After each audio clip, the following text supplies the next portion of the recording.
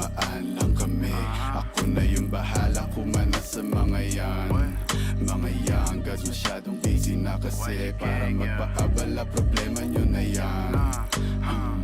Problema mo na yan. Oh, sinabi ko sa'yo hindi kita kakilala. Ano ka ba? Ikaw na nga nagsabing iba yung dating ako. Wala ako'y iba na. Shit, kung wari na wala, ibabalik bigla na parang mo. Pagtapos naming sumagad sa smoke na dala-dala na joke. Pati nasa nakapoke sa ngalangalan niya nung pinayo ko nila. Laro-laro niya pa sa throat. Parang flow ko makulit, bigla ko lang naisip to.